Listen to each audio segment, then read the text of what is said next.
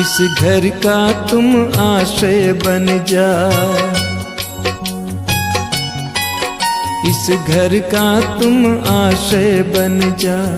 यीशु मरियम यूसुफ पिता, हमारे घर के आंगन में पावन क्रूस लगा देना। इस घर का तुम आश्रय बन जा, यीशु मरियम यूसुफ पिता, हमारे घर के आंगन में पावन क्रूस लगा देना। इस घर का तुम आश्रय बन जा।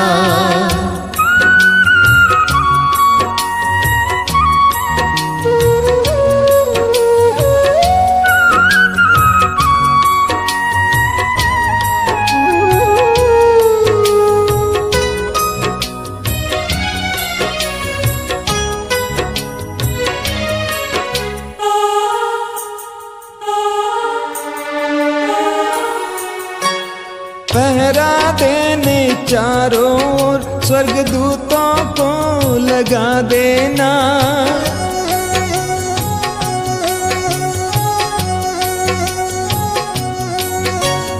घर के कोने कोने में तुम रक्षा स्तंभ लगा देना।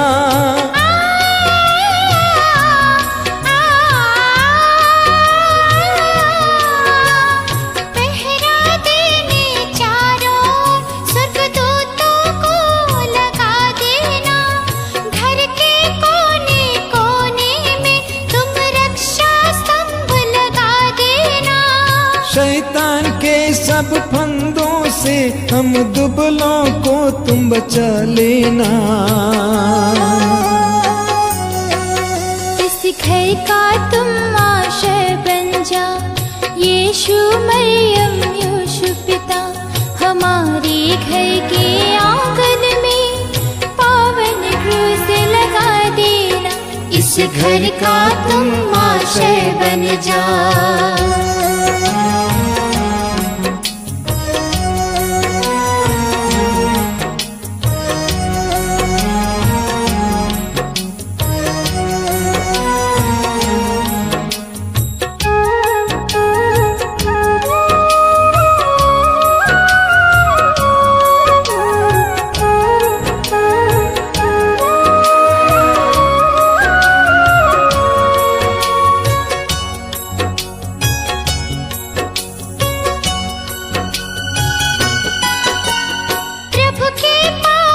हृदय में हम सबको तुम छिपा लेना। प्रभु की शांति की धारा हर दिल में रोज बहा देना। प्रभु के पावन छिदे हृदय में हम सबको तुम छिपा लेना। प्रभु की शांति की धारा हर दिल में रोज बहा देना। किसी को दुख देवे जो काम वो हमसे ना होने देना। इस घर का तुम आश्रय बन जा, यीशु मरियम यूसुफ पिता, हमारे घर के आंगन में पावन क्रूस लगा देना। इस घर का तुम आश्रय बन जा।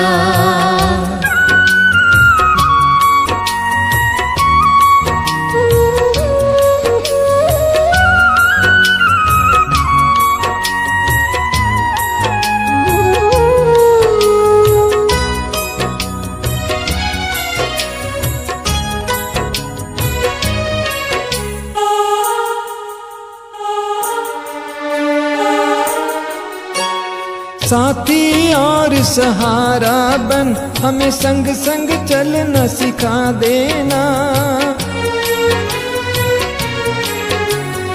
एक दूजे को साया देने एकता का तुम वर देना। साथी और सहारा बन हमें संग संग चलना सिखा देना। एक दूजे को साया देने एकता का तुम वर देना। दुख में सुख में हर हालत में संग संग चलना सिखा देना। इस घर का तुम आश्रय बन जा, यीशु मरियम यूसुफ पिता, हमारे घर के आंगन में पावन क्रूस लगा देना। इस घर का तुम आश्रय बन जा।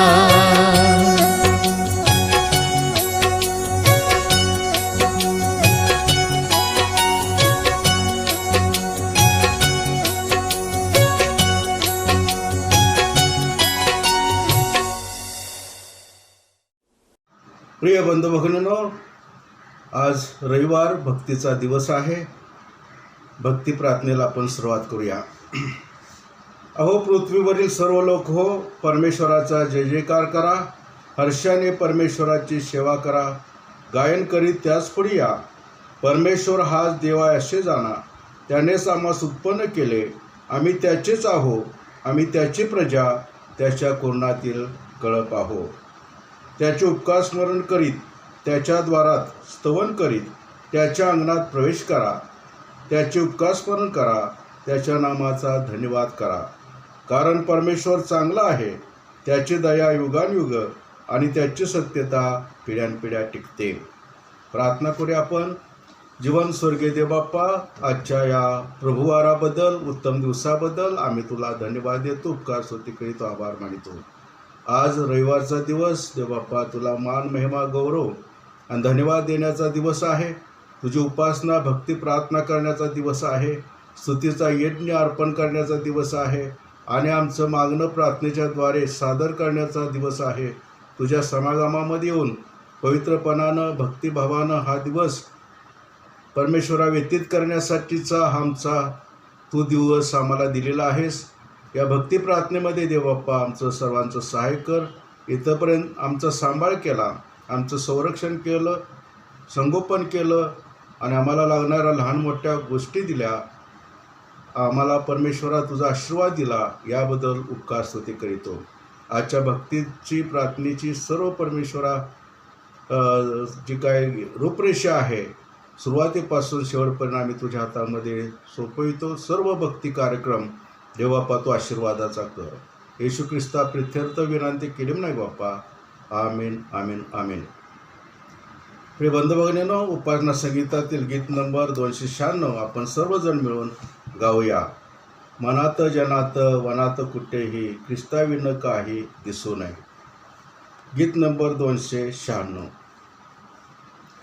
मनात जनात वनात कुठेही ख्रिस्ताविन काही दिसू नये, ख्रिस्ताविन काही। डोळ्यांपुढे प्रभू सदैव दिसावा, डोळ्यांपुढे प्रभू सदैव दिसावा, नाही तरी व्हावा आंधळा, नाही तरी व्हावा। मनात जनात वनात कुठेही ख्रिस्ताविन काही दिसू नये, ख्रिस्ताविन काही।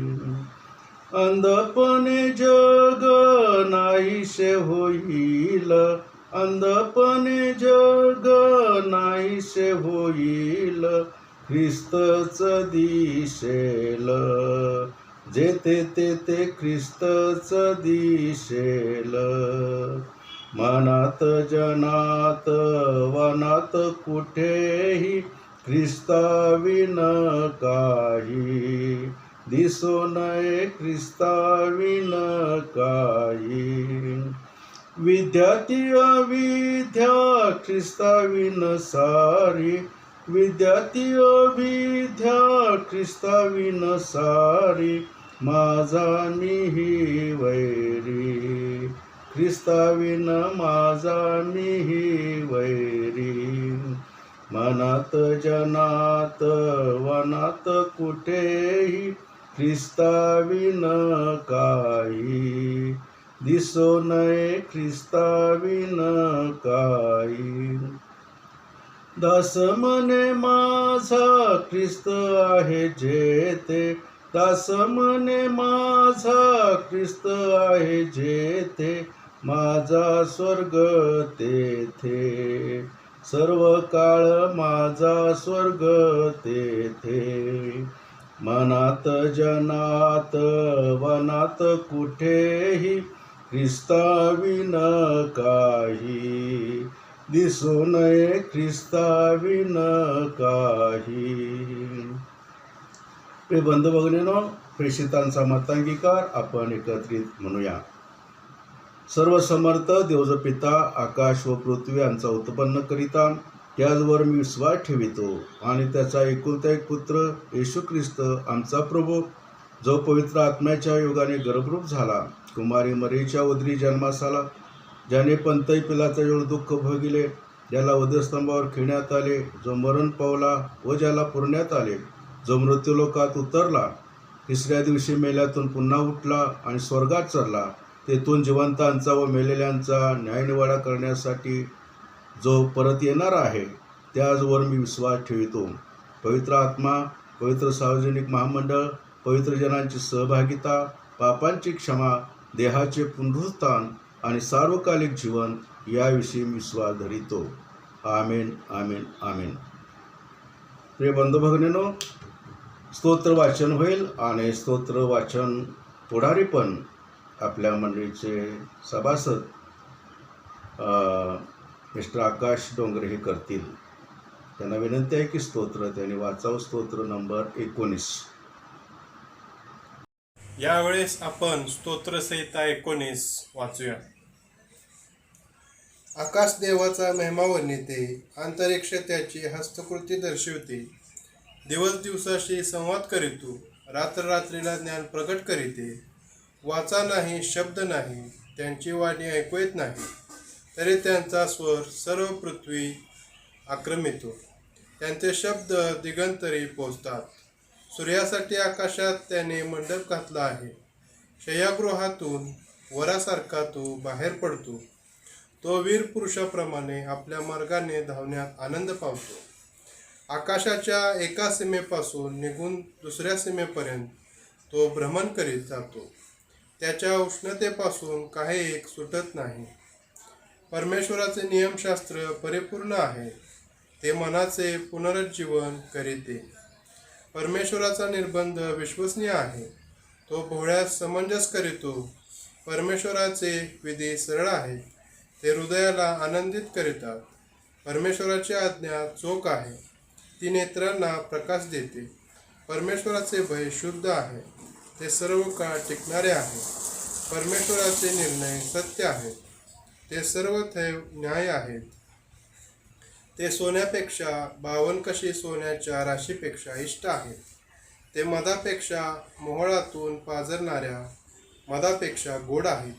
शिवाय त्यांच्यापासून तुझ्या सेवकाला बोध होतो. ते पाळल्याने मोठी फलप्राप्ती होते. स्वतःच्या चुका कोणाला दिसतात. गुप्त दोषांपासून मला मुक्त कर. तसेच धिट्टाईने केलेल्या पातकांपासून आपल्या सेवकाला आवर. त्यांची सत्ता माझ्यावर न चालू, म्हणजे मी पूर्ण होईल आणि महापातकापासून अलिप्त राहील. हे परमेश्वरा, माझ्या दुर्गा, माझ्या उद्धारका, माझ्या तोंडचे शब्द व माझ्या मनचे विचार तुला मान्य असो. आमेन. परमेश्वर करो वाचलेली सर्व वचने आशीर्वादित करो. मिस्टर आकाश डोंगरे यांनी सुंदर स्तोत्र वाचन केलं, याबद्दल मी त्यांना धन्यवाद देतो. प्रिय बंधू भगिनींनो, आपण प्रार्थना करूया, मध्यस्थीची प्रार्थना करूया. स्वर्गीय जीवन देव बाप्पा, आम्ही लीन आणि नम्र होऊन तुझ्याकडे येतो आणि आग्रहाची प्रार्थना करीतो. आमचं मागणं म्हणणं गारानं तुला सादर करीतो. पित्या परमेश्वरा, सर्व जगाची परिस्थिती अतिशय अस्वस्थ करणारी, दुःखदाय आणि देवबाप्पा अस्थिरतेची झालेली आहे. अफगाणिस्तान या देशामध्ये तालिबान दहशतवादी संघटनेनं थैमान घातलेला आहे. तिथे अतोनात अत्याचार होत आहे देवबाप्पा. बॉम्बस्फोट होत आहेत, उपासमारी होत आहे. लहान लेकरं, स्त्रिया आणि निष्पाप लोक परमेश्वरा विनाकारण मारले जात आहेत, मृत्युमुखी पडत आहेत. देवबाप्पा, अमेरिकेसारखं राष्ट्र आणि इतर राष्ट्र देवप्पा मदत करत आहेत. त्या मदतीमध्ये देवप्पा सर्वांचं तू सहाय्य कर, तुझे दिव्यदूत पाठव आणि त्या जनतेचं लोकांचं संरक्षण व्हावं यासाठी देवप्पा तुझा अनुग्रह आणि आशीर्वाद अफगाणिस्तानवर असू दे आणि सर्व परमेश्वरा दहशतवादी वातावरण नाहीसं होऊ दे अशा आग्रहाची विनंती करीतो. आणि अफगाणिस्तानातील जनता आणि परदेशातील आलेली जनता त्यांना सर्वांना संरक्षण लाभू दे. काही लोक आपापल्या देशामध्ये परत जात आहेत, ते सुखरूप जावेत यासाठी सहाय्य कर. अफगाणिस्तानातील काही परमेश्वरा नागरिक हे दुसऱ्या देशात जात आहेत, त्यांचंही जाणं सुरक्षित होऊ दे देवप्पा. आणि मानवतेचं लोकांचं परमेश्वरा संरक्षण होऊ दे, जीवितहानी होऊ नये यासाठी देवप्पा तू सहाय्य कर. आमच्या भारत देशामध्ये महाराष्ट्र राज्यामध्ये सुद्धा राजकीय अस्थिरता आहे. विविध पक्षाचे लोक एकमेकावरती आरोप करीत आहेत, वैरत्वानं शत्रुत्वानं वागत आहे देवबाप्पा. एकमेकाची उणीधुणी काढून देवबाप्पा खूप काही भांडण आणि कलह निर्माण होत आहे देवबाप्पा. राजकीय अस्थिरता होत आहे. एकतर कोरोना महामारीमुळं लॉकडाऊन असल्यामुळे लोकांना रोजगार नाही, पैसा नाही आणि महागाई खूप वाढलेली आहे, पेट्रोलचे दर वाढलेले आहेत. अशा परिस्थितीमध्ये जगणं मुश्किल आहे. त्यातच परमेश्वरा हे राजकीय लोक एकमेकावरती दोषारोप करून सर्व शांततेचं वातावरण निर्माण करीत आहेत. त्या सर्वांच्यावर तुझा आशीर्वाद पाठव आणि कोणी कुणावर आरोप न करता जनतेच्या कल्याणासाठी विकासासाठी त्यांनी काम करावं यासाठी देवप्पा प्रार्थना करीतो. देवप्पा आमच्या मंडळीवर ग्रीष्मचर्यवर आशीर्वाद पाठव. रेटिहानाक्ष येथील लोकांच्यावर, कामेरी मंडळीवर येथील लोकांच्यावर तुझा आशीर्वाद असू दे. आणि आमचे लहान तो सभासद, स्त्री पुरुष अबालवृद्ध विविध ठिकाणी आहेत, सर्वांच्यावर आशीर्वाद असू दे देवप्पा. आणि कुणी आजारी वगैरे असेल तर त्यांना तू स्पर्श कर, आरोग्यदान तू दे. डेंग्यूच्या आजारामुळं, कोरोना महामारीमुळे सुद्धा काही त्रस्त झालेले आहेत, सर्वांना देवप्पा तू बरं कर अशा आग्रहाची विनंती करीतो देवबाप्पा. वृद्धापकाळामध्ये सुद्धा काही माता पिता आजारी आहेत देवबाप्पा, त्यांना या आजारपणामध्ये सहाय्य कर देवबाप्पा. छत्तीसगढ़ से आए हुए हमारे भाई बहन और उनके बच्चे, उनके लिए मैं प्रार्थना करता हूँ, उनको आशीष दे और उनके काम में और उनके जीवन में उनको बरकत दे, उनको भलाई कल्याण सुख शांति प्राप्त होने दे. तो तुम्हारा अनुग्रह आशीर्वाद उन पर सदा बरसा रहे देवप्पा. आम्ही प्रार्थना करीतो की कोल्हापूर चरकांशला आशीर्वाद पाठव. तिथंही जे काय असतीलचं वातावरण निर्माण झालेलं आहे ते स्थिर होऊ दे. आणि देवप्पा तुझ्या स्वार्थ कार्यासाठी शैक्षणिक कार्य, मंडळाचं स्वार्थ प्रसाराचं, आध्यात्मिक कार्य, सामाजिक कार्य, वैद्यकीय कार्य देवप्पा आशीर्वादाचं होऊ दे देवप्पा. आमच्या वैयक्तिक आणि कौटुंबिक आणि मंडळांच्या समस्या ज्या आहेत त्या तुला माहीत आहे, ते सोडव लवकरात लवकर. कोरोना महामारी संपूर्ण जगातून, आमच्या देशातून, महाराष्ट्र राज्यातून, आमच्या शहरातून, गावातून निघून जाऊ दे आणि लोकांचं रक्षण होऊ दे. मंदिरं, चर्चेस प्रार्थनेसाठी खुले होऊ देत अशा आग्रहाची विनंती करतो. भक्तीचा इथून पुढचा कार्यक्रम तुझ्या हातामध्ये येतो देवप्पा. सर्व कार्यक्रम आशीर्वादाचा होऊ दे, तुझं वचन आशीर्वादाचं होऊ दे. भक्तीचा व्हिडिओ तयार करणारे आमच्या मंडळीचे प्रिय असिस्टंट पाळक साहेब, म्हणून अमोल पवार पाळक साहेब, त्यांच्याबद्दल तुला धन्यवाद देतो. त्यांना तू सहाय्य कर, त्यांच्या कुटुंबियांचे आशीर्वाद पाठव अशी विनंती करीतो. आमचे सर्व शिक्षण सदस्य, महिला मंडळ, यूथ ग्रुप सर्वांच्यावर तुझा आशीर्वाद असू दे. येशू ख्रिस्ता प्रित्यर्थ विनंती केली नाही बाप्पा. आमेन, आमेन, आमेन. प्रिय बंधू भगिनींनो, आज रविवार आहे आणि सोमवार ते शनिवार हे दिवस कधी निघून जातात आणि रविवार झटकन येतो हे समजत नाही. आम्हा पाळक लोकांना तर रविवार खूपच लवकर आला असं नेहमी वाटत आलं. तरी असो, देवबाप्पाला धन्यवाद की हा दिवस हा त्याच्याकडे येण्याचा आणि त्याच्या समागमामध्ये भक्ती प्रार्थना करण्याचा दिवस आहे. खूप आनंदाचा दिवस आहे. आपल्याला दिलासा, शांती आणि आध्यात्मिक सामर्थ्य देणारा दिवस आहे.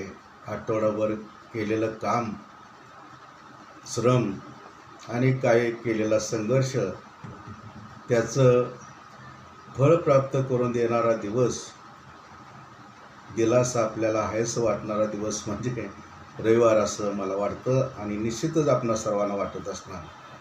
असो, या भक्ती प्रार्थनेचा व्हिडिओ रामोल पवार पालसाहेब नेहमी करून देतात, एडिटिंग करतात, त्यांना मी धन्यवाद देतो. आणि आपण सर्वजण या भक्ती प्रार्थनेमध्ये सहभागी होतात, याबद्दल तुम्हाला मी धन्यवाद देतो. प्रार्थना करूया. जीवन स्वर्गीय देवबाप्पा, आजचं वचन आमच्यासाठी आशीर्वादाचं होऊ दे. येशू ख्रिस्ता प्रित्यर्थ विनंती केली नाही बाप्पा. आमेन आमेन आमेन. प्रिय बंधूभगिनींनो, मिस्टर आकाश डोंगरे यांनी जे स्तोत्र वाचलं, स्तोत्र 19, त्याच्यामध्ये आज आपल्याला बोध आहे. आणि या संदेशाचं शीर्षकच असं आहे की परमेश्वराबरोबर चालणे. छत्तीसगडचे काही फॅमिली मेंबर्स आपल्या भक्ती प्रार्थनेमध्ये सहभागी होतात. व्हॉट्सअप नंबर त्यांनी मला दिलेला आहे. मी त्यांच्या ग्रुपवर प्रार्थना पाठवत असतो, भक्तीचा व्हिडिओ पाठवत असतो. त्यांची विनंती आहे माझ्यासाठी की जरा हिंदीमध्ये सुद्धा बोलत जा, कारण त्यांना हिंदीच फक्त समजतं. तर थोडं हिंदीमध्ये बोलण्याचा मी प्रयत्न करेन त्यांच्यासाठी. प्रार्थनेमध्ये मी थोडं हिंदीत प्रार्थना केलेली आहे. तर संदेशाचं शीर्षकच असं आहे, परमेश्वराबरोबर चालणे. आज के संदेश का शीर्षक मेरा है, परमेश्वर के साथ चलना, यीशु के साथ चलना, पवित्र आत्मा के साथ चलना, पवित्र शास्त्र बाइबल के वचन के साथ चलना. और उसके साथ चलने के लिए 3 महत्वपूर्ण बातें मैं आज बताता हूँ कि उसका लाभ हमारे जीवन में है और हमको क्या करना है, इस बारे में भी मैं बताऊंगा. आपल्याला या संदेशातून जे मार्गदर्शन मिळणार आहे ते आपल्या आध्यात्मिक जीवनामध्ये प्रभूबरोबर, येशूबरोबर चालण्यासाठी महत्त्वाचं आहे. एक गीत आहे हिंदीमध्ये, यात्री हूँ मैं जग में प्रभु जी, चलता हूँ मार्ग पे तेरा, वही निशान तू है प्रभु जी, बंदरगाह है तू मेरा. सोचा था कि ये जग है मेरा, शेष कुटुंब है सब है प्यारा, धोखा सब कोई न सहारा, व्यर्थ ही सारा. यात्री हूँ मैं जग में प्रभु जी. इस जग में हम यात्री है, प्रवासी है. छत्तीसगढ़ के लोग छत्तीसगढ़ राज्य छोड़कर महाराष्ट्र में इस्लामपुर, तासगांव ठिकानों में काम करने के लिए, रोजी रोटी कमाने के लिए आए हैं. लेकिन वे प्रभु के साथ चल रहे हैं, उसकी हमें बहुत खुशी है और खुदा ही, यीशु ही आपके लिए खुश है. प्रिय बंधू भगिनींनो, परमेश्वराबरोबर चालायचं म्हणजे 3 गोष्टी मला आज आपल्याला सांगायच्या आहेत. पहिली गोष्ट आहे की त्याचा सर्व मार्गात आदर करणं. परमेश्वराबरोबर चालायचं तर त्याचा आदर सर्व मार्गामध्ये करणं. नीतिवचन याचा 3रा अध्याय आणि 6वं वचन. नीतिवचन का अध्याय 3 6 वचन है.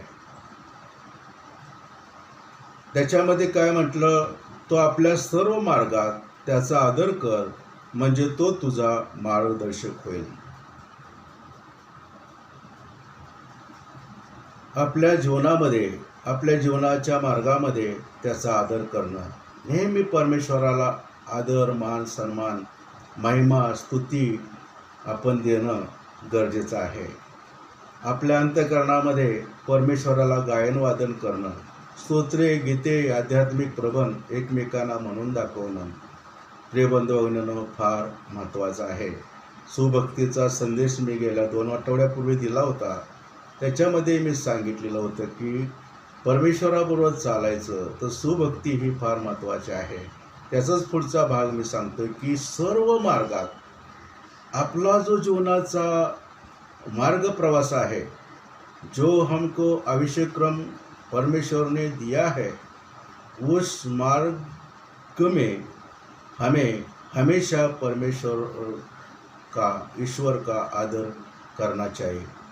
आपल्या जीवनामध्ये आदर करायचा आहे आणि आपलं भाषण, वर्तन, प्रीती, विश्वास आणि शुद्धता याद्वारे परमेश्वराला आदर द्यायचा आहे.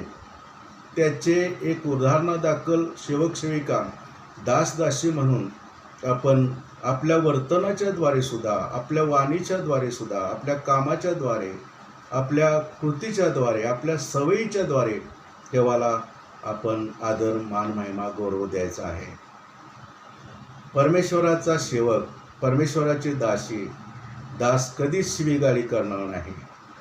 जो परमेश्वर के साथ चलता है उसका आदर रखने के लिए वो सेवक और सेविका दासी कभी भी गालियाँ नहीं देंगे. वो कोई दारू और लिकर नहीं पिएंगे, कोई डर्टी जो अयोग्य आदत है, व्यसन है, नहीं करेंगे, क्योंकि उस व्यसन के द्वारा परमेश्वर का अनादर होता है. अशा व्यसनांच्यामुळे देवाचा अनादर होतो. परमेश्वराचे लोक कधीच भांडण तंटा करणार नाहीत, द्वेषमत्सर करणार नाहीत, कारण त्यानं सुद्धा देवाचा अनादर होतो. जो लोग परमेश्वर के साथ चलते हैं वे कभी ही झगड़े नहीं करेंगे, गालियाँ और किसी का द्वेष मत्सर नहीं करेंगे, किसी के साथ वैरभाव नहीं रखेंगे. वे अच्छा उदाहरण बन के रहेंगे, क्योंकि परमेश्वर अच्छा है, वो अच्छा ही करता है. परमेश्वर भला है, वो भला ही करता है, और हम उसके दासी हमेशा अच्छा करेंगे, भला करेंगे तो परमेश्वर का आदर होता है. परमेश्वर के साथ चलना, यीशु के साथ चलना, पवित्र आत्मा में चलना, पवित्र बाइबल के वचन के प्रकाश में चलना, यह है कि हम जो अंधेरा है वो अंधेरे के कोई भी कृत्य हम नहीं करेंगे. आम्ही कुठल्याही प्रकारे अंधाराची कृत्य करणार नाही. जग म्हणजे गडद अंधकार आहे, म्हणून या जगाबरोबर आणि जगातील अयोग्य गोष्टीबरोबर समरूप होऊ नका. तर आपल्या मनाच्या पुनर्जीवनाने आपलं आध्यात्मिक जीवन बनवा, आपलं रूपांतर करा, म्हणजे देवाचा आदर होतो. प्रिय बंधू भगिनींनो, हा आदर आपल्याला करायचा आहे. आपलं काम कोणते असू दे. ये छत्तीसगढ़ के लोग, हमारे जो भाई बहन हैं और लोग हैं, बच्चे लोग हैं, वे काम करते हैं मजदूरी का. वो बहुत कष्टमय का काम है, मेहनत का काम है, श्रम का काम है.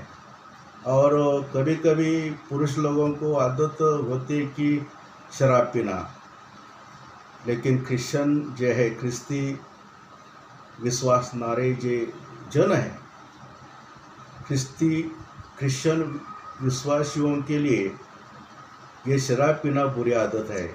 इसके द्वारा ईश्वर का अनादर होता है, महिमा नहीं होता, उसका आदर नहीं होता.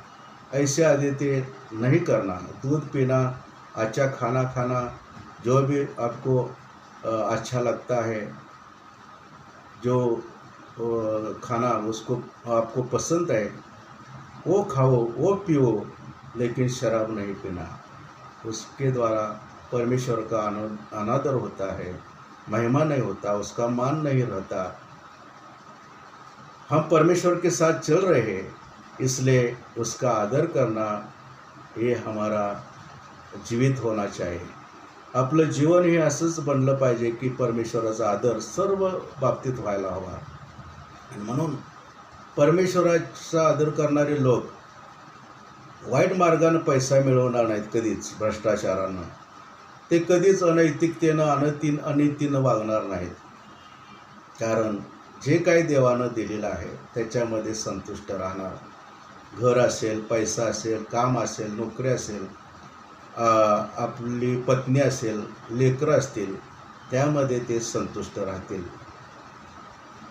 जो लोग परमेश्वर का आदर करते हैं, वे लोग जो उनके पास है, घर है, पैसा है, मालमत्ता है, बच्चे है, बीवी है, जो भी है उनके साथ वे संतुष्ट रहते हैं। ये छोड़कर गलत संबंध नहीं वो रखेंगे, अनीति नहीं करेंगे, अनैतिकता नहीं करेंगे, क्योंकि ये परमेश्वर ने हमें दिया है पृथ्वी में, इस जमीन पर। ये लोग मानते हैं और यही करना चाहिए। परमेश्वराचा आदर करण्यासाठी प्रिय बंधूंनो या गोष्टी फार महत्त्वाच्या आहेत। दुसरी गोष्ट आपल्याला जीवनामध्ये करायची आहे म्हणजे त्याच्या नियमानुसार आपल्याला चालायचं। मला एक गीत खूप आवडतं, उपासना संगीतातील गीत नंबर 417, प्रभूच्या इच्छेला वाकलेले मान, प्रभूच्या इच्छेला वाकलेले मान। ते गीत आपण शेवटी म्हणणार आहे, प्रभूच्या इच्छेला वाकलेले मान। पण त्याच्यातील एक चरण आहे, त्याच्या नियमांचा जीव हा बनला, इच्छा तो कशाला मोडी माझी।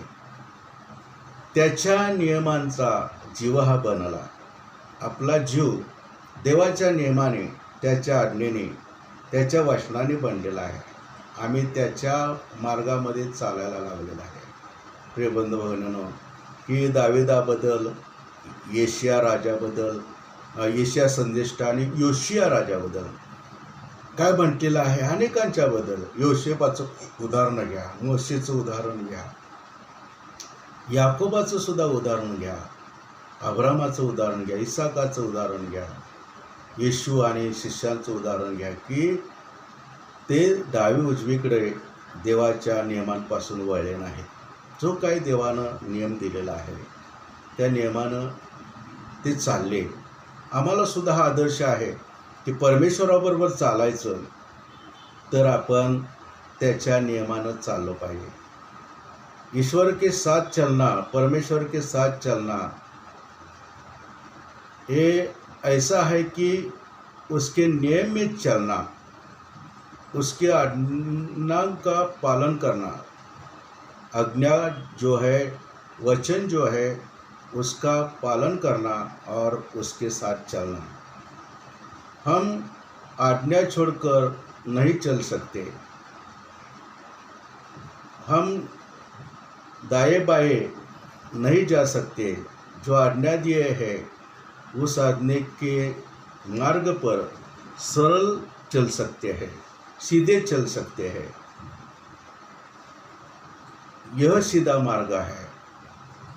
त्याच्या आज्ञा, त्याची विधी, त्याचे निर्बंध, त्याचे नियमशास्त्र, त्याचं भय, त्याचं निर्णय, हे सगळं न्याय आहे, सरळ आहे, चोख आहे, आणि ते प्रकाश देणार आहे, हे असं म्हटलेलं आहे। ज्यावेळा आपण या आज्ञा सोडून, देवाचे नियम सोडून डावी उजवीकडे जातो त्यावेळा काच खळग्यात पडणार आणि नाश करून घेणार। तो धोका आहे, परंतु त्याच्या मार्गावरनं चालणं हे फार महत्त्वाचं आहे। प्रिय बंधू भगिनींनो, आणि देवाचा मार्ग हा नीतीचा मार्ग आहे। त्याच्या वाटा स्वर्गाकडे जातात, परंतु नाशाचा मार्ग हा नरकाकडे जातो। आणि यासाठी आपल्याला देवाबरोबर चालायचं आहे, तर परमेश्वराबरोबर चालत असताना आपण त्याच्या नियमानुसार चालणं महत्त्वाचं आहे।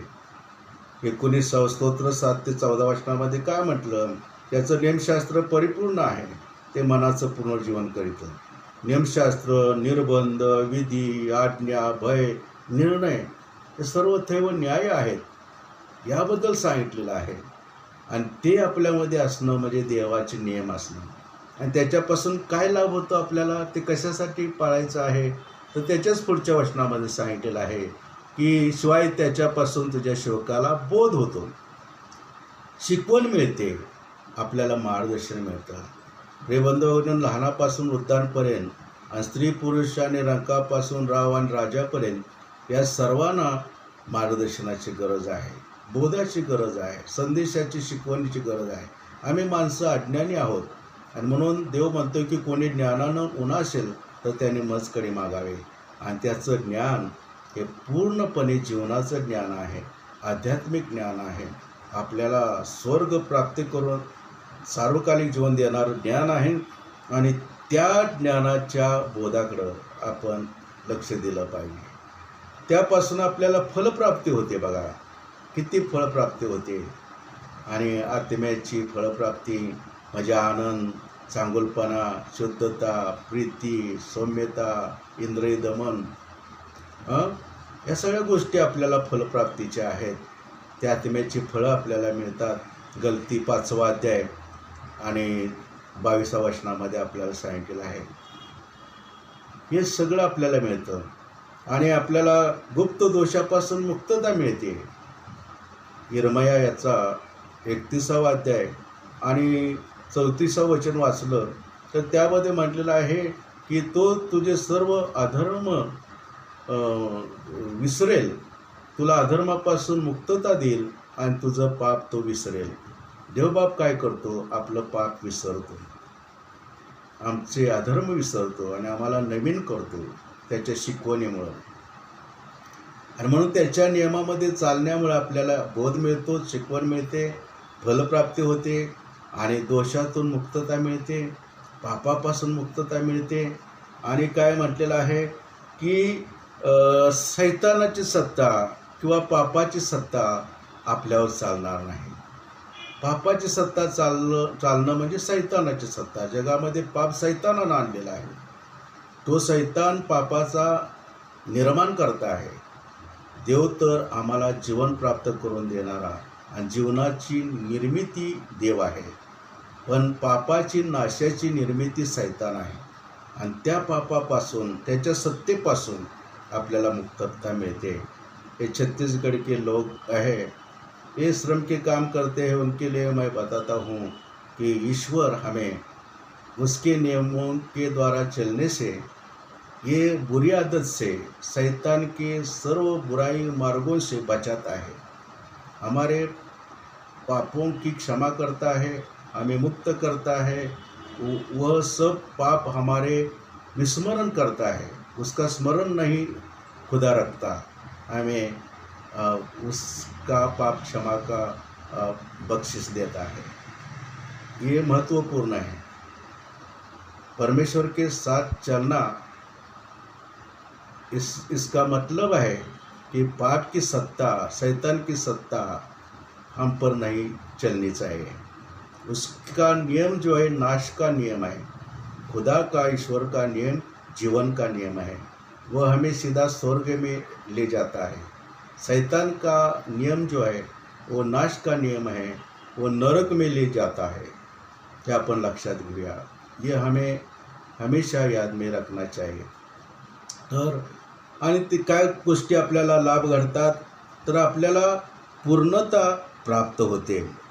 आपल्याला पूर्णता प्राप्त होते. आपण आध्यात्मिक जीवनामध्ये देवाच्या नियमानं चालल्यामुळे, परमेश्वराबरोबर चालण्यामुळे, त्याच्या पवित्र आत्म्याच्या मध्ये, वचनामध्ये आपण मनुष्याच्या देहामध्ये, जीवामध्ये, आत्म्यामध्ये परिपूर्ण होतो.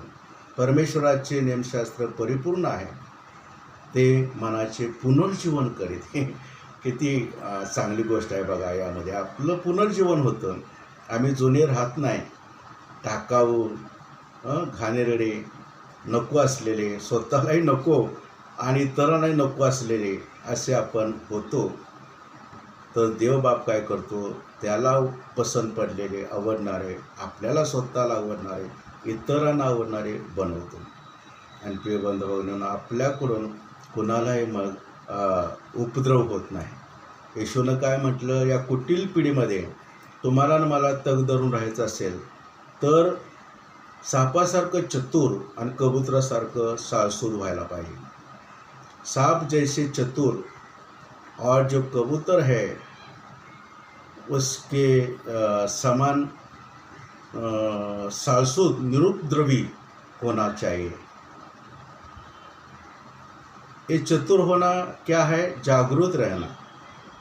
जो परमेश्वर के नियम में चलते हैं, वचन में चलते हैं, वे हमेशा जागरूक रहते हैं, सावध रहते हैं, पाप में नहीं जाते पड़ते.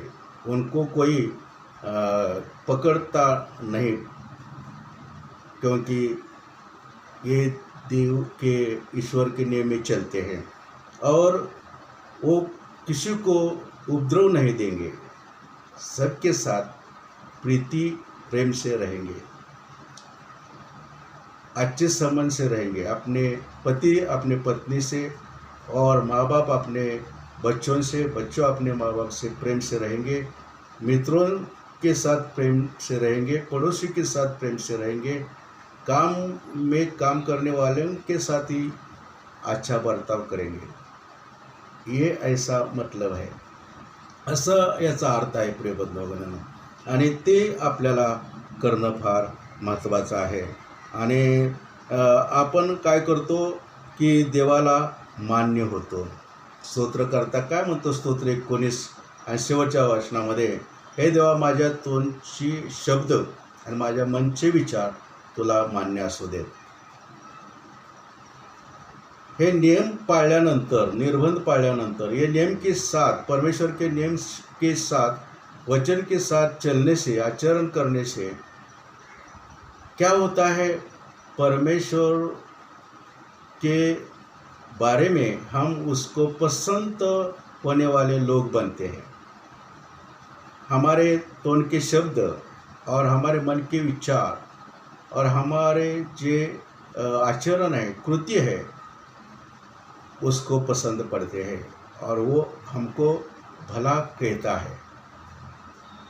भजन संहिता उसका 91वां अध्याय और 14 से 16 वचन तक खुदा ऐसा कहता है। ये भजन संहिता कर्ताकार बोलता है, खुदा बोलता है, ईश्वर बोलता है, उसका प्रेम मुझ पर है, इसलिए मैं उसको मुक्ति दूंगा, संकट समय मैं उसके साथ रहूँगा और उसको मैं कल्याण और भलाई दूंगा। आणि यह ऐसा ही आहे की जे परमेश्वरावरती प्रेम करतात त्यांच्या बाबतीत देव म्हणतो की त्यांचे प्रेम माझ्यावरती आहे, म्हणून मी त्यांना मुक्त करेन, संकट समय मी त्यांच्याबरोबर राहीन आणि मी प्राप्त करून देणारं सार्वकालिक जीवन मी त्यांना प्राप्त करून देईन। आणि हेच देवाच्या नियमानं चालण्यासाठी महत्त्वाचं आहे। देवाच्या नियमानं चालणं म्हणजे त्याच्याबरोबर चालणं असं आहे। परमेश्वराबरोबर चालायचं तर दुसरी गोष्ट त्याच्या नियमामध्ये आपण चाललं पाहिजे आणि ते करणं महत्त्वाचं आहे। आणि तिसरी गोष्ट मला आपल्याला सांगायची आहे की परमेश्वराबरोबर चालण्याचे काय फायदे आहेत। हे तर फायदे आता काही मी आपल्याला सांगितले, तर आणखी काही फायदे आपल्याला परमेश्वराबरोबर चालण्याचे आहेत। आणि त्यातील पहिला फायदा म्हणजे काय, तर परमेश्वर आपली गरज हा पुरवितो, आपली गरज पुरवली जाते, आपली गरज परमेश्वर भागवतो। फिलिप्पीकरास पत्र याचा 4:19 वचनामध्ये असं म्हटलेलं आहे, माझा देव आपल्या संपत्तीनुरूप तुमची सर्व गरज ख्रिस्त येशूमध्ये गौरवाने पुरविल। फिलिप्पी का पत्र है, पौल का फिलिप्पी करास जो पत्र है, कलिसिया है फिलिप्पी, उसके लिए पौल जो संदिष्ट है, शिष्य है, प्रेषित है, उसने पत्र लिखा है। उसमें लिखा है, परमेश्वर देव उसके संपत्तिनुरूप आपकी सब गरज है वो यीशु के द्वारा, अपने पुत्र के द्वारा पूर्ण करेगा। आपली जो भी कमतरता है, गरज है, वो उसके पुरोठे के द्वारा पूर्ण करेगा और आपको जो भी आवश्यकता है वो सब चीज़ वो देगा। परमेश्वर के साथ चलने से ये फ़ायदा है कि हमारी सब गरज मिट जाती है खुदा के द्वारा, उसके पुत्र यीशु के द्वारा हमको सब चीज़ें मिलती है।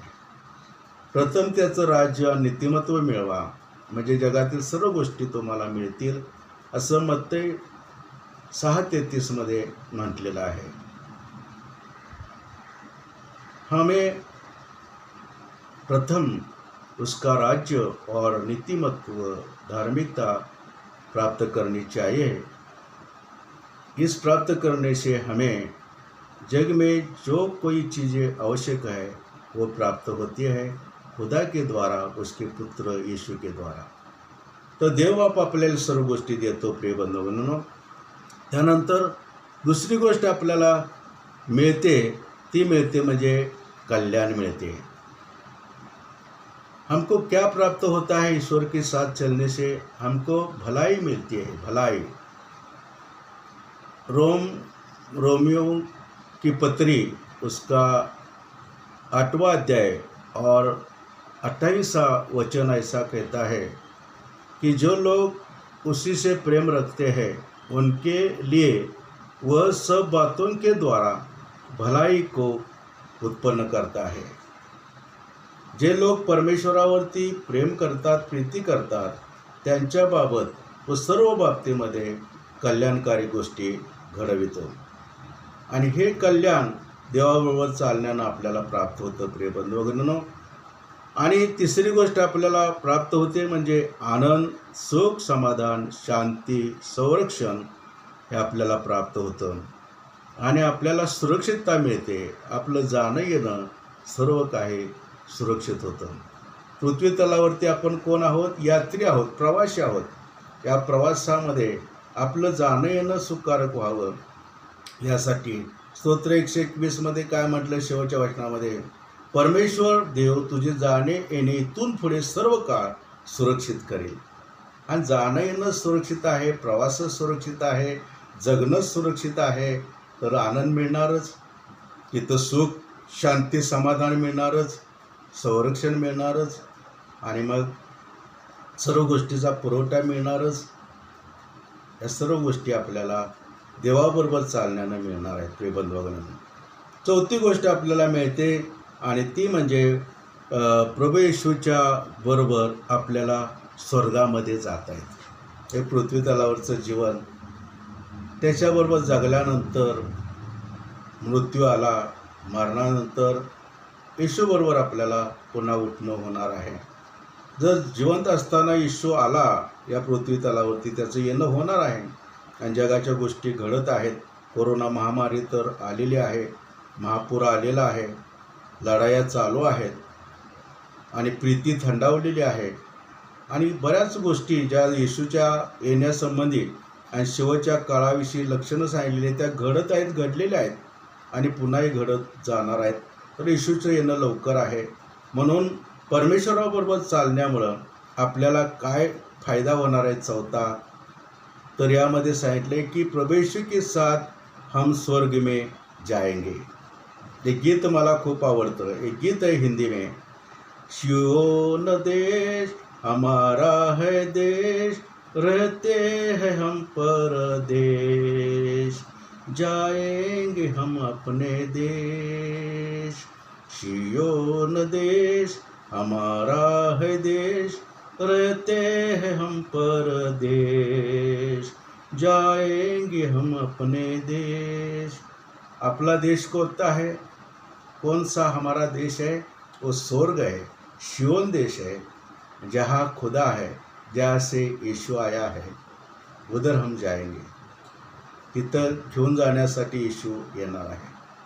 आणि पाचवी महत्त्वाची गोष्ट की आपल्याला स्वर्गीय नागरिकत्व कायमचे मिळणार आहे। कायमचे स्वर्गीय नागरिकत्व आपल्याला मिळणार आहे। फिलिप्पी करासपत्र याचा 3रा अध्याय 20 आणि 21 वचनामध्ये म्हटलेलं आहे।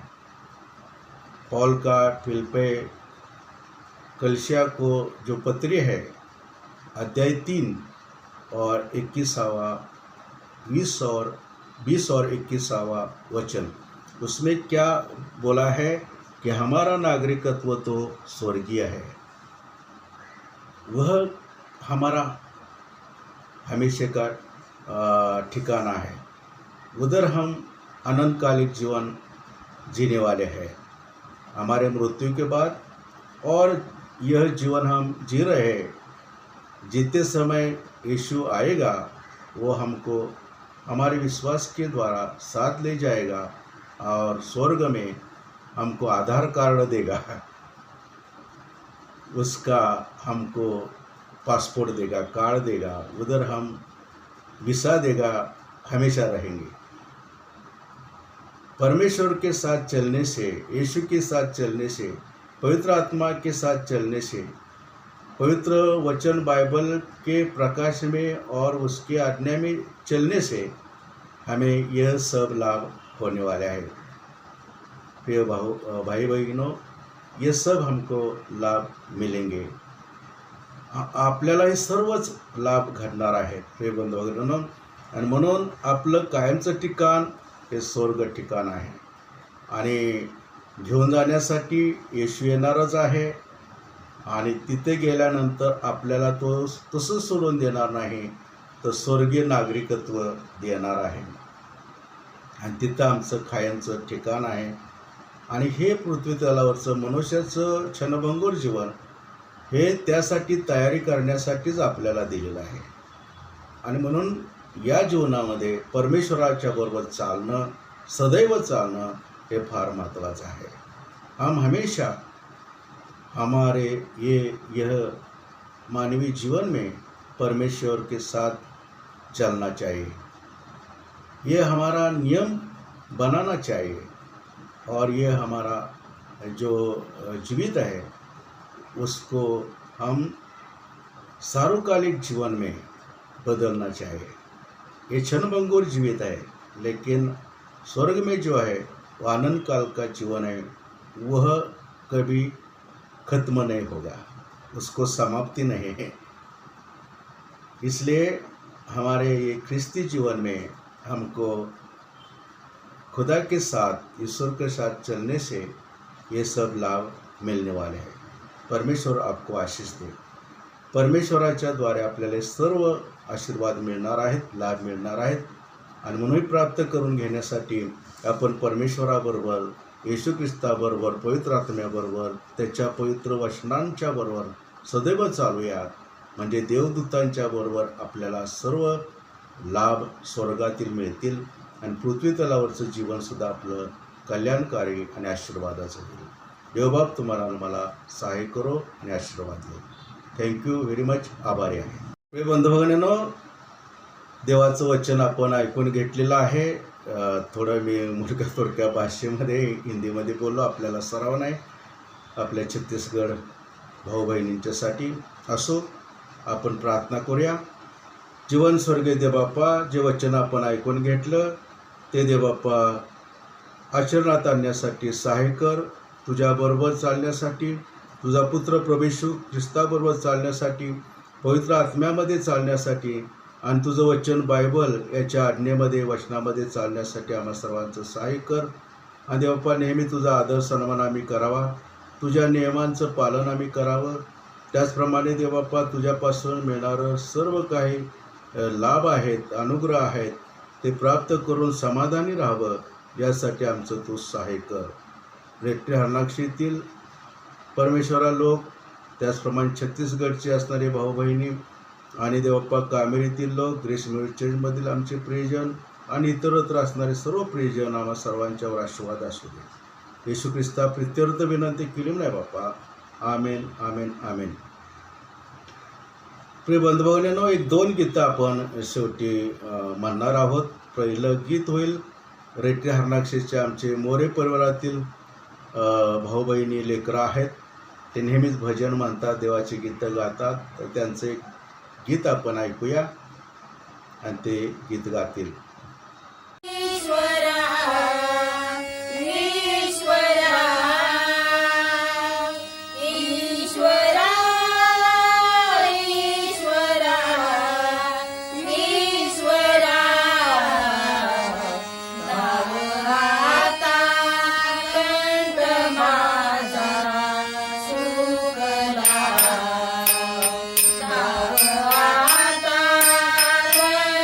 माझा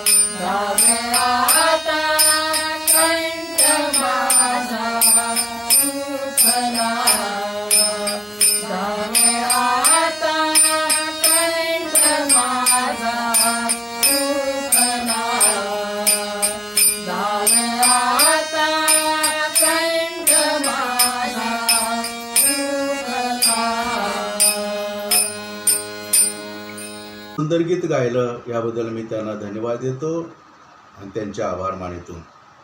आपण एक गीत गाऊया. शेवटी उपासना संहितातील गीत नंबर 417 हे आपण सर्वजण मिळून गाऊया. प्रभूच्या इच्छेला वाकलेली मान. प्रभूच्या इच्छेला वाकलेली मान, त्याचा माझा मान एक झाला, त्याचा माझा मान एक झाला. प्रभूची असवे माझ्या डोळियात, वाणी ही मुखात त्याची वसे.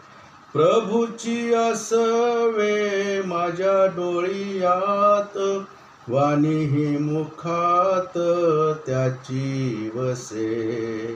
प्रभूच्या इच्छेला वाकलेली मान, त्याचा माझा मान एक झाला, त्याचा माझा मान एक झाला. त्याच्या नियमांचा जीव हा बनला, इच्छा तो कशाला मोडी माझी. त्याच्या नियमांचा जीव हा बनला, इच्छा तो कशाला मोडी माझी.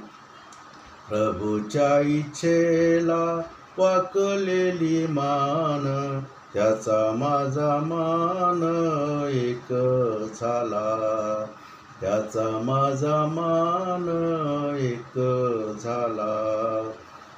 स्वतंत्र स्वतंत्र मजला स्वतंत्र, करीते सर्वत्र सेवा त्याची. स्वतंत्र स्वतंत्र मजला स्वतंत्र, करीते सर्वत्र सेवा त्याची. प्रभूच्या इच्छेला वाकलेली मान, त्याचा माझा मान एक झाला, त्याचा माझा मान एक झाला.